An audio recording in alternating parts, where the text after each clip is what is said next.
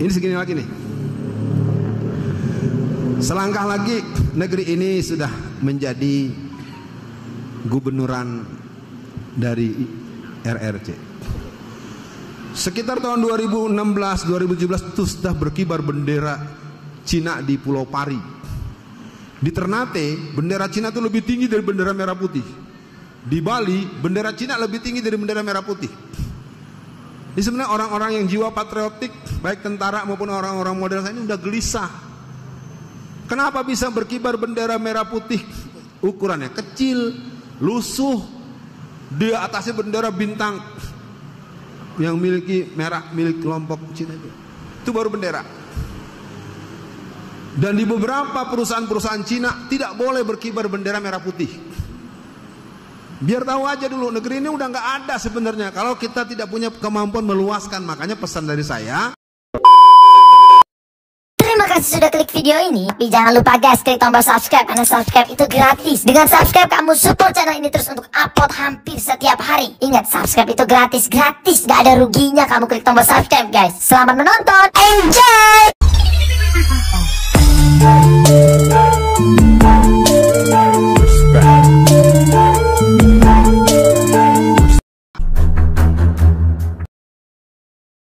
tadi soal prediksi ya Pak.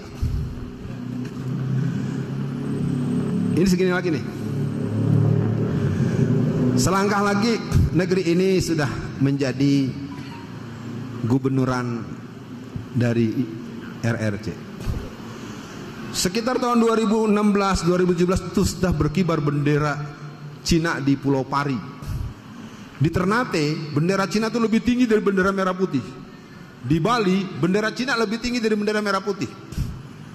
Ini sebenarnya orang-orang yang jiwa patriotik, baik tentara maupun orang-orang model saya ini udah gelisah. Kenapa bisa berkibar bendera merah putih?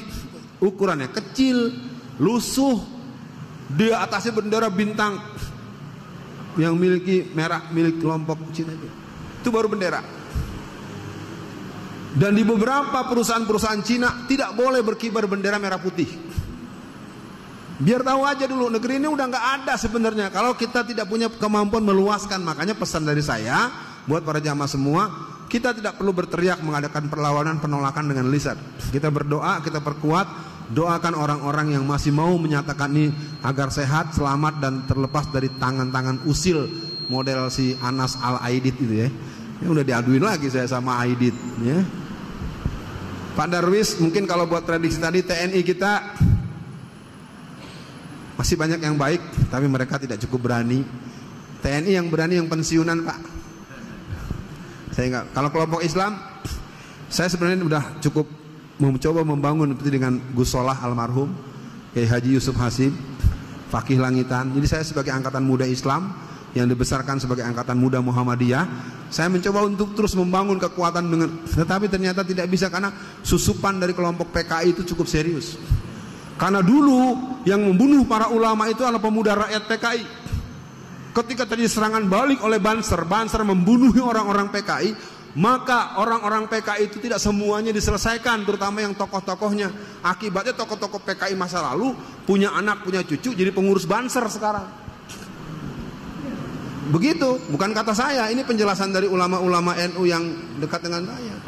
Mereka juga bingung nih, anak-anak kok jadi mau bakar bendera tauhid, bendera la ilaha illallah kok dibakar gitu. Itu juga pertanyaan, mereka bertanya-tanya, siapa nih yang ngajarin mereka? Jadi karena dulu kalau kata orang operasi nggak tuntas. Jadi benih-benihnya masih ada. Jadi muncullah orang model Nuril, ya, model Sakup, segala macam. Itu manusia-manusia yang memang kalau dilacak-lacak bapaknya kalau nggak Palu Arifis, ya mungkin orang-orang dukun-dukun yang punya nilai-nilai itu dulu-dulunya. Pak Darwis, melanggar undang-undang menjadi hal yang dilakukan terus-menerus. Memang nggak perlu undang-undang kok. Kayak apa ngomongnya si Ade Armando. Ade Armando kalau kita rinci lebih dari 7-9 omongan dia yang sangat membahayakan dan harus ditangkap.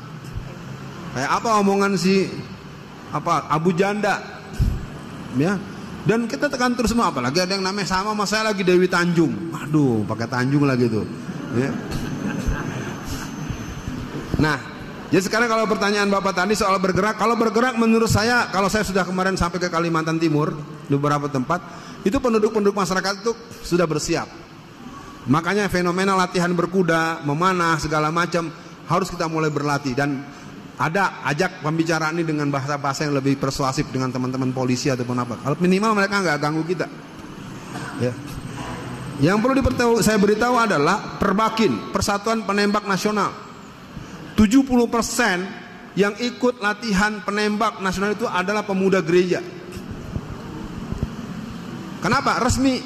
Kita nggak ngerti bahwa ini strategi mereka. Jadi anak-anak SMP kelas 2, anak-anak SMA, mahasiswa-mahasiswa Kristen itu banyak ikut organisasi penembak nasional.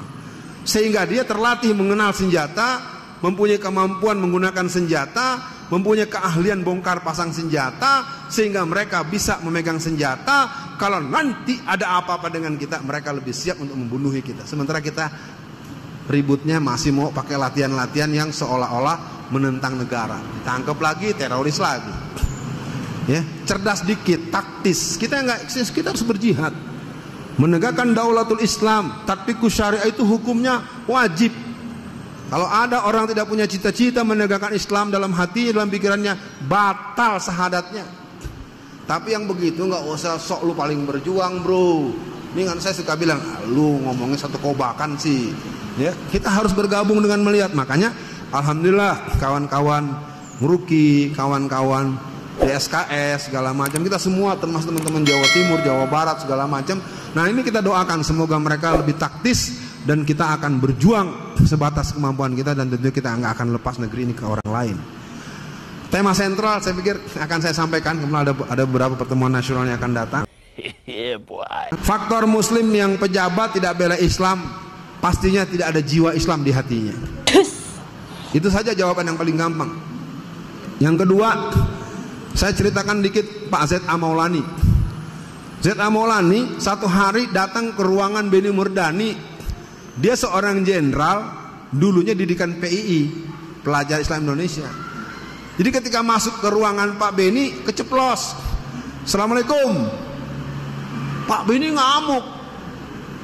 Jadi Pak Z.A. Maulani itu tidak naik pangkat selama 15 tahun. Hanya gara-gara kita pas ngomong Assalamualaikum, mesti dia bilang salam Pancasila. Belum ada ya. Nggak, ini sekedar tahu.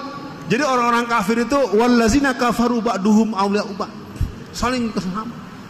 Sementara kita tahsabuhum jami'a wa qulubuhum satta. Kau lihat mereka seolah-olah bersatu, padahal hati mereka terpecah belah. Saya himbau buat yang hadir pada siang ini, kita boleh berbeda, jangan bermusuhan. Kita memang berbeda tempat tumbuh, tapi jangan saling menyalahkan tumbuhan yang berbeda warna dan baunya. Jangan salahkan melati, kenapa warnanya putih dan harum bunyi. Jangan salahkan bunga mawar yang wangi tapi berduri. Itulah yang telah Allah berikan, bunga mawar, bunga melati. Ada juga bunga bangkai yang bau seperti bangkai. Masa Anda lihat bunga bangkai marah-marah, bau bangkai nih. Ibu bau bangkai, ya memang bau bangkai, pohon bau bangkai. Ya, mudah-mudahan dipahami. Jadi kita cukupkan saja, dan saya tidak tahu apakah sudah terjawab semua.